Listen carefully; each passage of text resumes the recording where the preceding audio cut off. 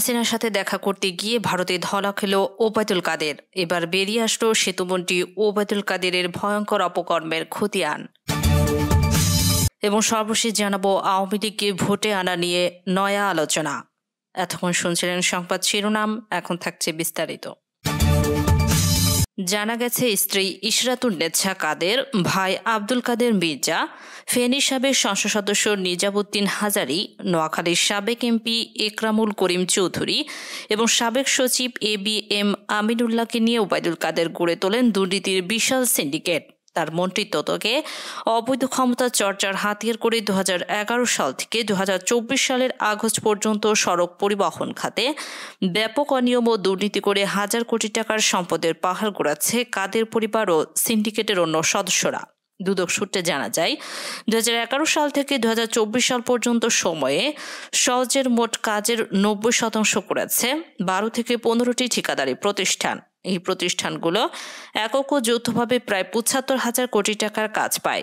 নানা কৌশলে নির্ধারিত কমিশনের বিনিময়ে সুনির্দিষ্ট ওইসব প্রতিষ্ঠানকে কাজ পাইয়ে দিত কাদের সিন্ডিকেট। কাকে কাজ দেওয়া হবে তা আগে ঠিক করে রাখা হতো, এরপর দরপত্র ডাকার আনুষ্ঠানিকতা করা হতো। বাংলাদেশের ক্ষমতাসীন দল আওয়ামী লীগের সাধারণ সম্পাদক ওবায়দুল কাদেরের বিরুদ্ধে দুর্নীতির অভিযোগের নতুন কিছু নয়। নির্বাচন কমিশনে কাদেরের নিজের দাখিল করা হলফনামা অনুযায়ী 2008 থেকে 2009 সালে তার বিরুদ্ধে অন্তত 6টি দুর্নীতির মামলা চলমান ছিল। ওই মামলাগুলো হয়েছিল মূলত সেনা সমর্থিত তত্ত্বাবধায়ক সরকারের আমলে। 2009 সালে আওয়ামী লীগ ক্ষমতা আসার পর আদালতে মামলাগুলো বাতিল হয়ে যায়। এত বছর পরে এই প্রভাবশালী মন্ত্রীর বিরুদ্ধে আবার দুর্নীতির অভিযোগ উঠেছে। ওবায়দুল কাদেরের বিরুদ্ধে দুর্নীতির অভিযোগ এনে নেত্র নিউজের সাথে যোগাযোগ করেছেন একজন হুইসেল ব্লোয়ার। তিনি দাবি করেছেন যে উৎকোচ হিসেবে বিশ্ববিখ্যাত বিভিন্ন ব্র্যান্ডের দামি হাতঘড়ি উপহার পেতে পছন্দ করেন কাদের। মোটা অঙ্কের একটি কন্ট্রাক্ট পাশ করে দেয়ার বিনিময়ে মন্ত্রী কাদের বিলাসবহুল একটি ব্র্যান্ডের খুবই দামি একটি হাতঘড়ি উৎকোচ হিসেবে নিয়েছেন, এমন একটি লেনদেন খুব কাছ থেকে প্রত্যক্ষ করেছেন এই অভিযোগকারী। অভিযোগের প্রমাণ হিসেবে তিনি আমাদের ঘড়িটির বিশেষ সিরিয়াল নাম্বার সহ ছবি ও এই ঘড়ির আসল উৎস সংক্রান্ত দলিলও দেখিয়েছেন। গুরুত্বপূর্ণ একটি বৈঠকে ওবায়দুল কাদের ঘড়িটি পরে আছেন এমন ছবিও হুইসেল ব্লোয়ার আমাদের দেখাতে সক্ষম হন। তিনি আরও দাবি করেন যে ওবায়দুল কাদেরের মন্ত্রণালয়ের বারান্দায় হাঁটাহাঁটি করা লোকজনদের কাছে, বিশেষ করে দেশি বিদেশি ঠিকাদারিদের কাছে মন্ত্রীর এই হাতঘড়ির লোভ একটি ওপেন সিক্রেট। ওবায়দুল কাদেরের এই ঘড়িটির সাথে সাদৃশ্য আছে রোলেক্স ডেট প্রেসিডেন্ট ঘড়ির, দাম 28,86,000 টাকা। কাদেরের আরেকটি ঘড়ির কালেকশন ছিল লুই ভিতন GMT ভয়েজার, যার বাজার মূল্য 12,72,000 টাকা। এছাড়াও রয়েছে লুই ভিতন তাম্বো স্পিন টাইম রেগাতা ঘড়ি, যার বাজার মূল্য 37,31,000 টাকা। তারপরের কালেকশনে রয়েছে রোলেক্স ডেট জাস্ট, যার বাজার মূল্য 9,33,000 টাকা। উলিস নাদা এক্সিকিউটিভ ডুয়াল টাইম, দাম 10,16,000 টাকা এবং রোলেক্স সেলিনি, দাম 9,33,000 টাকা। এক সংবাদ সম্মেলনে ওবায়দুল কাদের সাংবাদিকদের উদ্দেশ্যে বলেন, আমাদের দলের ও সরকারের কোনো মন্ত্রী ও এমপির বিরুদ্ধে দুর্নীতি ও নিয়মের খোঁজ পেলে আপনারা তা লিখুন, তুলে ধরুন, আমাদের তথ্য দিন, আমরা অবশ্যই তাদের বিরুদ্ধে কঠোর ব্যবস্থা নেব। অথচ সেই সংবাদ সম্মেলনে মন্ত্রী কাদেরের কবজিতেই দুর্নীতির মাধ্যমে অর্জিত কোটি টাকার ঘড়ির শোভা পাচ্ছিল। একটি অভিযোগ সূত্রে জানা যায়, সড়ক চলাচলের জন্য 137টি বাস কেনার কথা থাকলেও প্রক্রিয়াগত জটিলতার কারণ দেখিয়ে ওবায়দুল কাদের তার ক্ষমতার সময়ে 1.5 বছর ধরে আটকে রাখে প্রক্রিয়াটি। সূত্রের দাবি, ওবায়দুল কাদের ও সাবেক সচিব ABM আমিনুল্লাহ নুরীর পছন্দের প্রতিষ্ঠান কাজ না পাওয়ায় বাস ক্রয়ের প্রক্রিয়াটি আটকে যায়। BRT কর্তৃপক্ষ সূত্রে বলছে, বাস ক্রয়ের প্রাক্কলিত ব্যয় ধরা হয়েছিল 205 কোটি টাকা। বাস কেনার জন্য প্রথম দরপত্রে 6টি প্রতিষ্ঠান অংশ নেয়, দ্বিতীয় দরপত্রে অংশ নেয় মাত্র 2টি প্রতিষ্ঠান। প্রথম দরপত্রে বাসগুলো কেনার জন্য সর্বনিম্ন দর ছিল প্রায় $1,77,00,000 মার্কিন ডলার। দ্বিতীয় দরপত্রে সর্বনিম্ন দর ছিল প্রায় $1,91,00,000। তৃতীয় দরপত্রে সর্বনিম্ন দর পড়ে প্রায় $3 কোটি। প্রথম দরপত্রে 6টি প্রতিষ্ঠান অংশ নিলেও বলা হয় কার্যকর প্রতিযোগিতা হয়নি। পরে দরপত্রে মাত্র 2টি প্রতিষ্ঠান অংশ নেওয়ার এটা কিভাবে কার্যকর প্রতিযোগিতামূলক হচ্ছে তা নিয়ে ওঠে। আর তৃতীয় দরপত্রে খরচ অনেক বাড়ানো হয়। অভিযোগ উঠেছে কাদের সিন্ডিকেট পছন্দের প্রতিষ্ঠান কাজ পায়নি বলেই বারবার দরপত্র আহ্বান করা হয়। শেষ পর্যন্ত আলোর মুখ দেখেনি এই প্রকল্প। 2008 সালে নবম জাতীয় সংসদ নির্বাচনের আগে ওবায়দুল কাদেরের পেশা ছিল লেখালেখি ও সাংবাদিকতা। 16 বছর পর সেই পেশা পরিবর্তন করে কাগজে কলমে তিনি বেসরকারি চাকরিজীবী সেজেছেন। সর্বশেষ 2024 সালের নির্বাচনী হলফনামায় সংসদ সদস্য মন্ত্রী হিসেবে প্রাপ্ত সম্মানী, লেখালেখি, বাড়ি ভাড়া, ব্যাংক আমানত ও সঞ্চয়পত্র বিবেচনায় 2008-এর তুলনায় কাদেরের স্থাবর সম্পদ বেড়েছে 6 গুণেরও বেশি। এই সময় তার অস্থাবর সম্পদ বেড়েছে 13 গুণেরও বেশি। সর্বশেষ হলফনামায় যা পাওয়া যায়, কাগজে কলমে 2008 সালে ওবায়দুল কাদেরের অস্থাবর সম্পত্তি ছিল 24,48,095 টাকার। তার স্ত্রীর অস্থাবর সম্পত্তি ছিল 48,81,522 টাকার।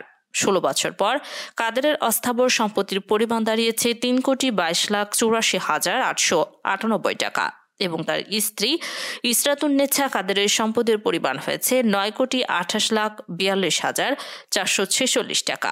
সবশেষ মন্ত্রী থাকার অবস্থায় ওবায়দুল কাদেরের বার্ষিক আয় দেখানো হয় 38 লাখ টাকা। এর মধ্যে বাড়ি ভাড়া থেকে 14,24,924 টাকা, শেয়ার সঞ্চয়পত্র, ব্যাংক আমানত থেকে 6,97,284 টাকা, এমপি ও মন্ত্রী হিসেবে বেতন ভাতা বাবদ 12,60,000 টাকা আয় দেখানো হয়। এছাড়া বই থেকে আয় 4,25,300 টাকা, তার উপর নির্ভরশীলদের আয় 12,23,512 টাকা দেখানো হয়। বর্তমানে ওবায়দুল কাদেরের ব্যাংক হিসেবে জমার পরিমাণ প্রায় 75,63,000 টাকা, আর তার স্ত্রীর নামে ব্যাংকে জমা আছে 51,97,000 টাকা। হলফনামায় ওবায়দুল কাদেরের নিজের কাছে নগদ 80,000 ও স্ত্রীর কাছে 70,000 টাকা থাকার কথা উল্লেখ করা হয়। 16 বছর আগে ওবায়দুল কাদেরের বিভিন্ন ধরনের সঞ্চয়পত্র স্থায়ী আমানতে বিনিয়োগ ছিল 15,50,000 টাকা। স্ত্রীর বিনিয়োগ ছিল 42 লাখ টাকা।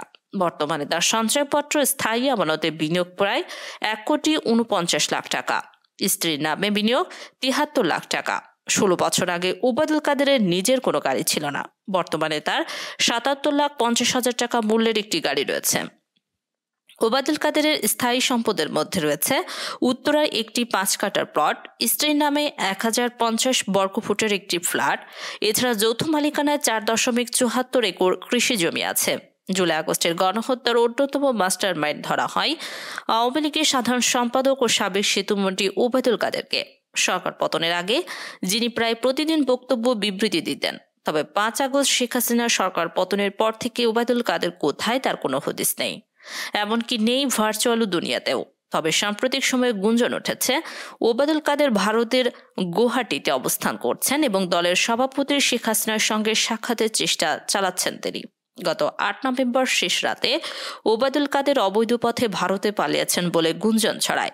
ভারতে পালানো নেতাকর্মীদের কেউ কেউ ওবায়দুল কাদের ভারতের কলকাতায় পৌঁছেছেন বলে তারা শুনেছেন।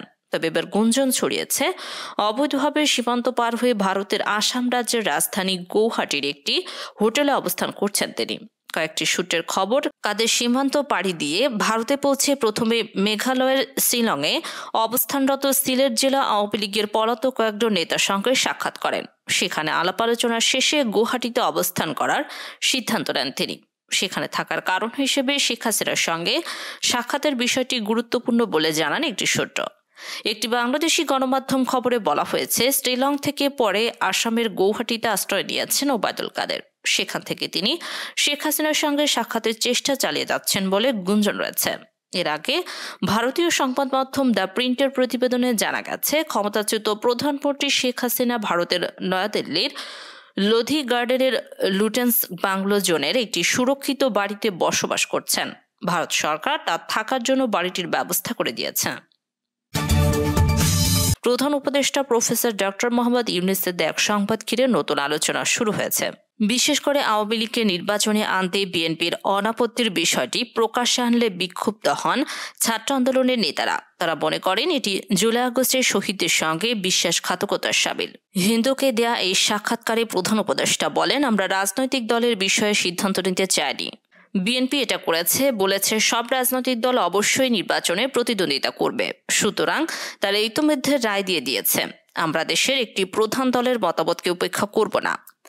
বৈষম্যবিরোধী ছাত্র আন্দোলনের আহ্বায়ক হাসনাত আবদুল্লাহ এক ফেসবুক স্ট্যাটাসে জানিয়েছেন, ছেলেদের রক্তের ওপর পার রেখে দিল্লিকে কেবলা বানিয়ে ক্ষমতার মসনদে যাওয়ার আকাঙ্ক্ষা জনগণের মুক্তির নিয়তের সঙ্গে বিশ্বাসঘাতকতা। আওয়ামী লীগ পুনর্বাসনের জন্য যারা উদ্যোগ নেবে তাদেরকে ইতিহাস গণশত্রু হিসেবে চিহ্নিত করবে। তিনি আরো লেখেন, জুলাই অভ্যুত্থানের স্পিরিটকে যারা ধারণ করে, যারা গণমানুষের আশা আকাঙ্ক্ষার প্রতিফলন ঘটাতে চায়, তারা ২৪ পরবর্তী বাংলাদেশের আওয়ামী লীগের বিচার নিশ্চিত করার দাবি ছাড়া আওয়ামী লীগ নিয়ে রাজনৈতিক অঙ্গনে আর কোনো দ্বিতীয় বক্তব্য দিতে পারে না।